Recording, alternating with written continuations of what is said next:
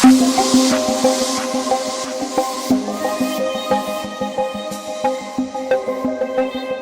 and welcome to your third online art lesson. Today we're going to continue the theme of graffiti art and we're looking at the graffiti street artist Banksy. So your learning objectives today are to describe the style and techniques of graffiti artist Banksy by producing an artist study. You'll accurately cut out a stencil designed by Banksy which will later be used to produce a piece of work when we come back to school. So I have put quite a number of stencils in your work pack, so please feel free to use those or you can create your own. If you don't have access to some of the equipment such as scissors, coloured crayons, don't worry about that. We can do this when we come back into school. You can use the equipment at school. Okay, so who is Banksy? So Banksy is a British graffiti artist and political activist, and he's been active since the 1990s. So this is when one of his first pieces of work started to appear. So Banksy is thought to be from Bristol in the UK, where his very first piece of artwork appeared. Some sources suggest that he was born between 1973 and 1974, and that's speculation on who is behind the artist. At the style and techniques of Banksy, Banksy work often appears in really high visibility areas such as on buildings and train stations, and this is so that he's got a wider audience. You've got to remember that a lot of the work that he's producing has got some kind of political message in it or a message about society at the time. If you think back to the work of Keith Haring that we was looking at last week and how he started off producing work on the subway, that's what made him famous so quickly, and it's the same for Banksy. So many people have seen his work and it had given him a much larger audience. So Banksy's type of street art is considered as vandalism and the artist can be prosecuted, probably one of the reasons why he likes to keep himself anonymous. It's thought that this is the reason why he's opted to use stencils. So if you look at his work is produced by these stencils which he spray paints over the top, and a lot of the time they're multi-layered so that you can apply different tones to them. So by using stencils, it allows him to work really quickly so that, again, like Keith Haring, if he gets caught, it'll allow him to plan his escape route a lot quicker rather than having to pack up loads of different types of paint and other equipment.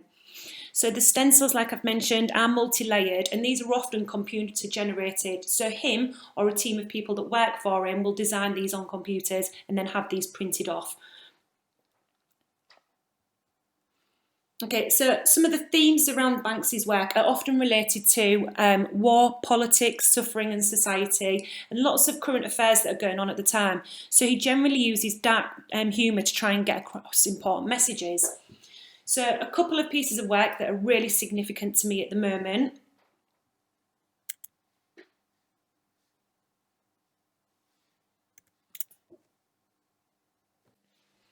Okay, so like last week, your task is to produce an artist study based upon Banksy. So I don't mind how you do this. If you have access to a computer that you can do PowerPoint on, please feel free to produce a PowerPoint.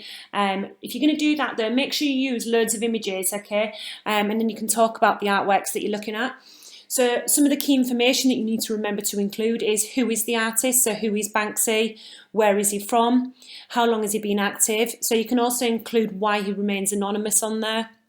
And what are the key messages in his work. So a good way of doing this is to choose one of the images. You could choose one of the ones that we've already talked about, and if you state what you think that the message in his work is, so that way you're kind of giving your own opinion. How does he produce his work? So what's the method? So what's the process of his stenciling? Does he just use one? Does he use multi-layers? Does he work quickly? Does he work fast? Okay, and again, what do you think of his work overall? What's your opinion? So if you are doing this task on paper, feel free to make a really creative title, so you can think back to some of the creative lettering that we looked at in the work packs a couple of weeks ago. Also, if you want to have a go at producing a drawing in the style of Banksy, feel free to do that.